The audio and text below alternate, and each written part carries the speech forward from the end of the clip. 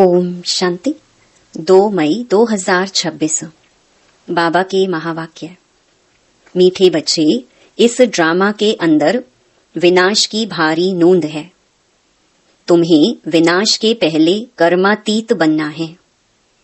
प्रश्न: बाप के किन शब्दों की कशिश सम्मुख में बहुत होती है? उत्तर: बाप जब कहते तुम मेरे बच्चे हो तो इन शब्दों की कशिश सम्मुख में बहुत होती है। सम्मुख सुनने से बहुत अच्छा लगता है। मधुबन सब बच्चों को आकर्षित करता है क्योंकि यहाँ है ईश्वरीय परिवार। यहाँ ब्राह्मणों का संगठन है। ब्राह्मण आपस में ज्ञान की ही लेन देन करते हैं। गीत: हमारे तीर्थ न्यारे हैं। ओम शांति। बच्चे जानते हैं कि हम अविनाशी यात्रा अथवा रूहानी यात्रा पर जा रहे हैं, जिस यात्रा से हम लौटकर मृत्यु लोक में नहीं आएंगे। मनुष्य तो यह बात जानते ही नहीं कि ऐसी यात्रा भी कोई होती है जहां से कभी लौटकर आना ना पड़े। तुम लकी स्टार्स को अभी पता पड़ा है। यह पक्का याद करना है। हम आत्माएं पार्ट बजाती हैं। उस नाटक में ऐसे नहीं कहेंगे कि मुझ आत्मा ने यह वस्त्र पहनकर पार्ट बजाया। अब घर जाते हैं। वो तो अपने को शरीर ही समझते हैं। यहाँ तुम बच्चों को ज्ञान है, हम आत्मा हैं। यह शरीर रूपी कपड़ा छोड़ फिर दूसरा जाकर लेंगे। यह 84 जन्मों के पुराने कपड़े हैं। यह छोड़कर नई दुनिया में फिर नए कपड़े लेंगे। यह लक्ष्मी नारायण ने नए कपड़े पहने हैं ना। तुम्हारी ही राजधानी के हैं। तुम भी जाए ऐसे नए दैवी कपड़े पहनेंगे। यहाँ तो कहते हैं मुझ निर्गुण हारे में कोई गुण नहीं। बाप ही फिर ऐसा गुणवान बनाते हैं। बाप कहते हैं मेरा भी पार्ट है। आकर फिर तुमको वाइसलेस बनाता हूँ। यहाँ यह है जीवन बंध धाम। रावण राज्य है। यह तुम्हारी बुद्धि में है। हम पतित से पावन बन फिर पावन से पतित कैसे बनते हैं? तुम बच्चे जानते हो कलयुग है अंधियारा। रावण राज्य का अंत अब है। राम राज्य की अब आदि होनी है। अभी है संगम। कल्प के संगम युगे बाप को ही आना पड़ता है।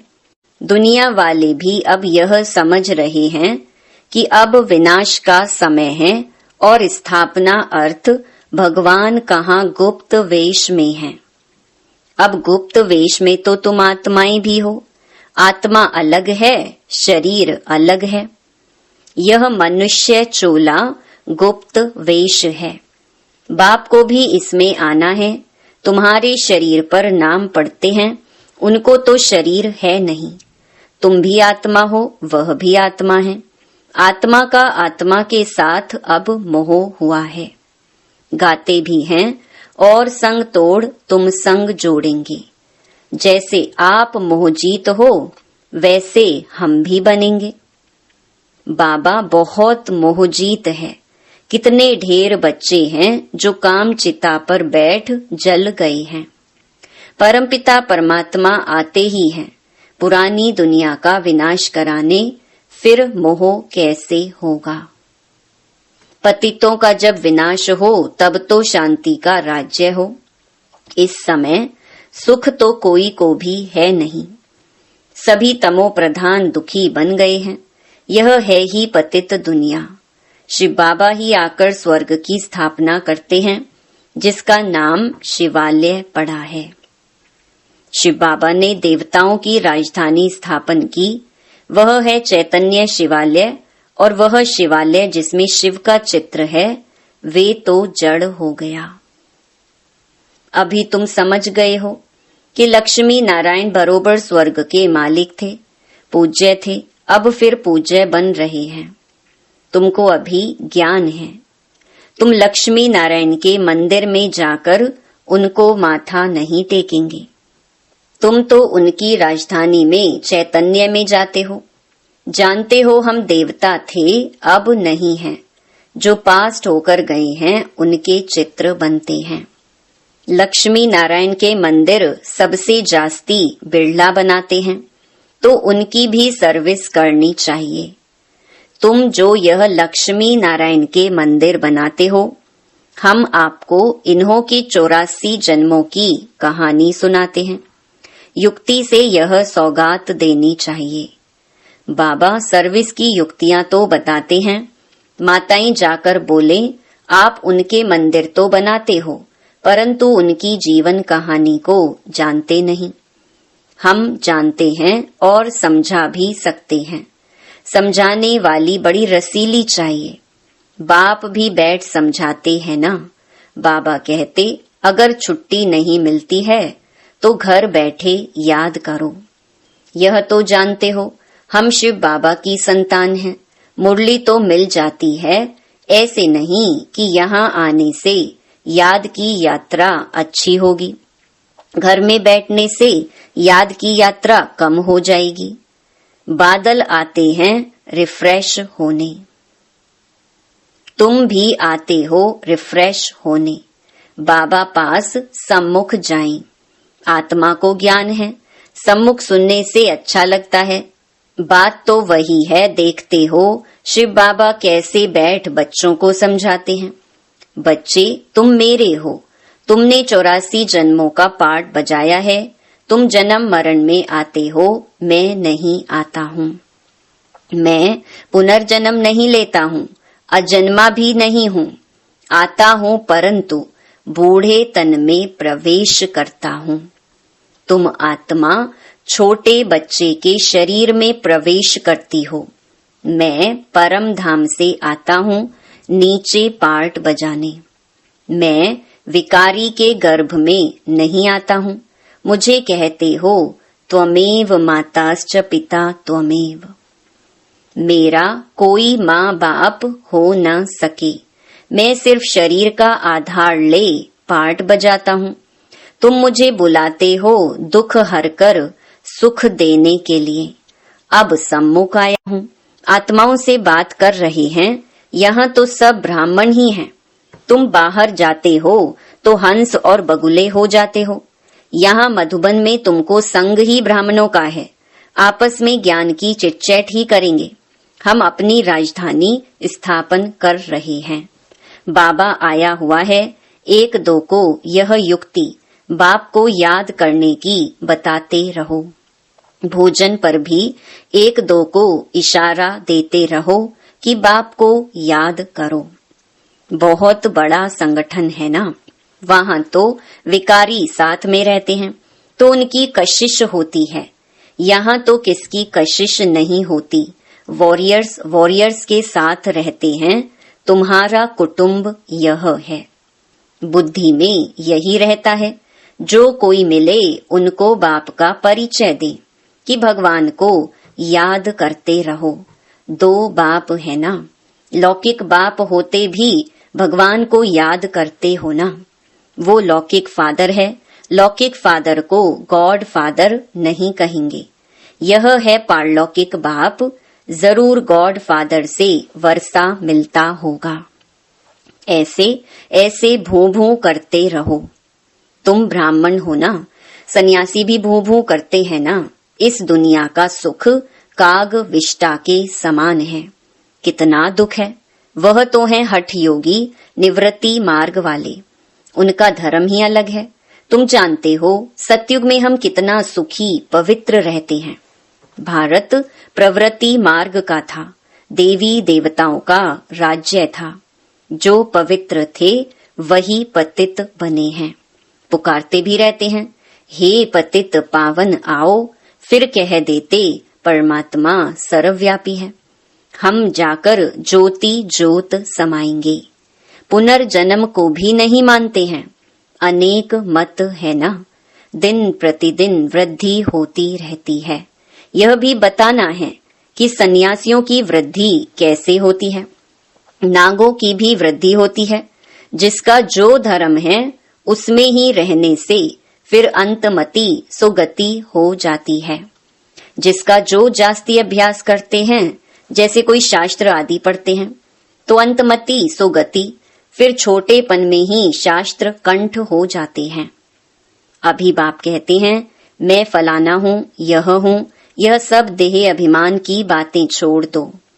अपने को अशरीरी आत्मा समझो और बाप को याद करो। इस शरीर को देखते हुए भी नहीं देखो। देह सहित देह के जो संबंध आदि हैं, सबको छोड़ो। अपने को आत्मा निश्चय करो, परमात्मा को याद करो। इसमें टाइम बहुत लगता है। माया याद करने नहीं देती है, नहीं तो वानप्रस्थी के लिए बहुत सहज है। बाप खुद कहती हैं, अभी तुम छोटे बड़े सबकी वानप्रस्थ अवस्था है। एक तरफ विनाश भी होता रहेगा, दूसरे तरफ जन्म भी लेते रहेंगे। पुनर्जन्म लेना होगा तो आ जाएंगे, बच्चे भी पैदा होंगे, फिर विनाश भी हो जाएगा। यह तो तुम जानते हो। कोई गर्भ में होंगे, कोई कहाँ, सब खत्म हो जाएंगे। सब अपना हिसाब चुकतो कर वापस जाएंगे। हिसाब किताब रहा हुआ होगा तो अच्छी रीति सजाएं खानी पड़ेंगी, फिर वह भी हल्का हो जाएगा। ऐसे नहीं कि योग में भी रहो और पाप भी करते रहो।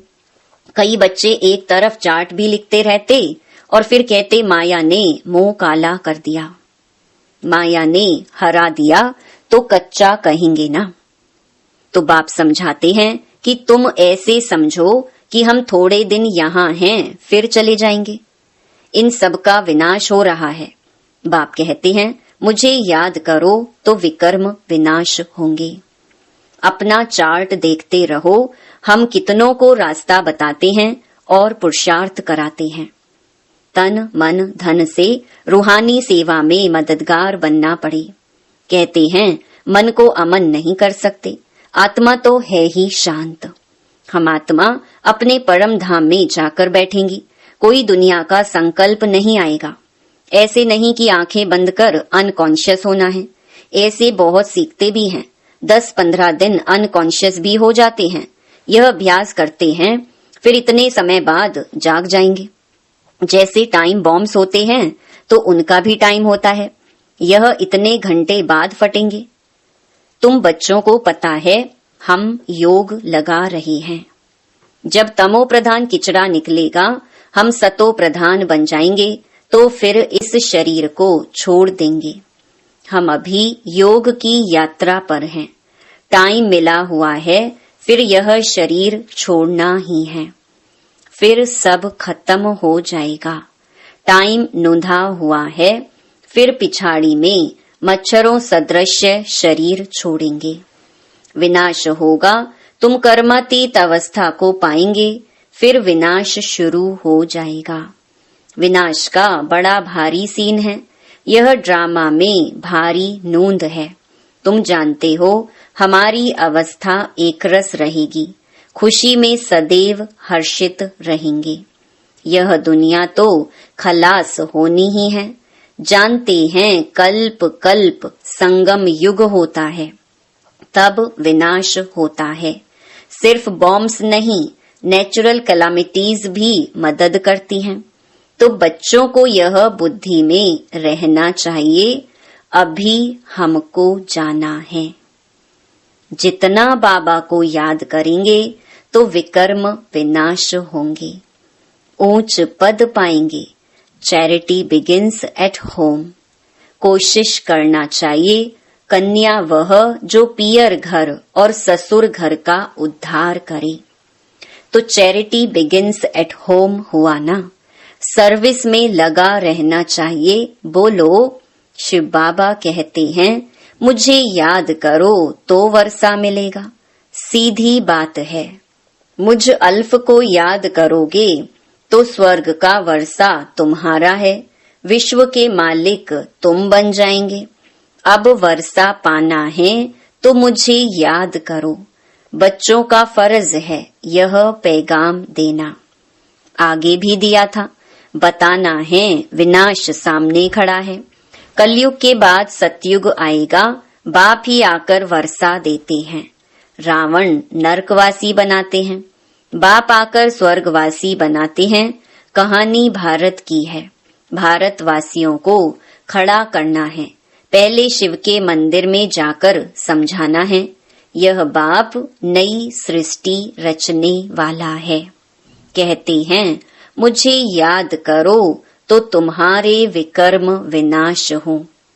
यह निराकार बाबा आए हुए हैं, ब्रह्मा द्वारा स्वर्ग की स्थापना कर रहे हैं। अब बाप और वर्षे को याद करो। 84 जन्म पूरे हुए हैं, अब हम आपको बताते हैं। अब मानो ना मानो तुम्हारी मर्जी। बातें तो बड़ी अच्छी हैं। बाप ही दुख हरता सुख करता है, थोड़ा ही समझाया यह चला।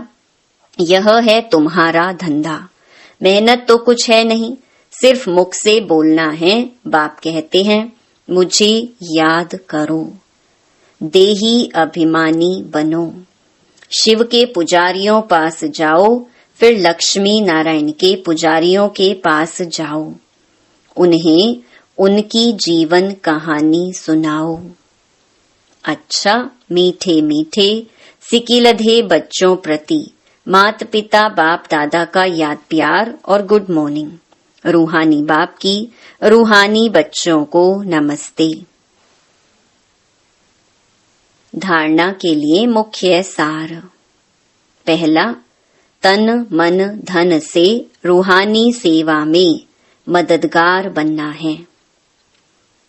सबको अल्फ का परिचय दे वर्षे का अधिकारी बनाना है। विनाश के पहले कर्मातीत बनने के लिए बाप की याद में रहना है। दूसरा, बाप समान मोहजीत बनना है। आत्मा का आत्मा से जो मोह हो गया है उसे निकाल एक बाप से लगन लगानी है। वरदान, सर्वशक्तिमान के साथ की स्मृति द्वारा समस्याओं को दूर भगाने वाले परमात्म स्नेही भव। जो बच्चे परमात्म स्नेही हैं वे स्नेही को सदा साथ रखते हैं, इसलिए कोई भी समस्या सामने नहीं आती। जिनके साथ स्वयं सर्वशक्तिमान बाप है उनके सामने समस्या ठहर नहीं सकती। समस्या पैदा हो और वहां ही खत्म कर दो तो वृद्धि नहीं होगी। अब समस्याओं का बर्थ कंट्रोल करो।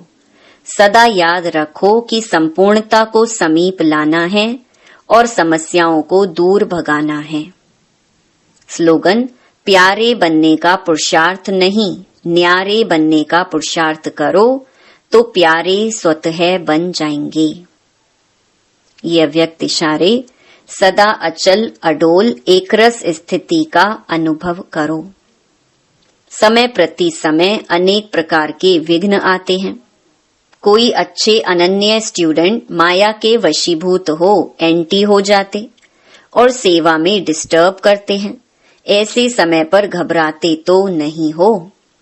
एक होता है उनके प्रति कल्याण के भाव से तरस रखना, लेकिन उसके कारण हलचल में आना अथवा व्यर्थ संकल्प चलाना, यह है हिलना। जो हर आत्मा के पार्ट को साक्षी दृष्टा स्थिति में रह देखते हैं वह अचल अडोल एकरस रहते हैं। अच्छा, ओम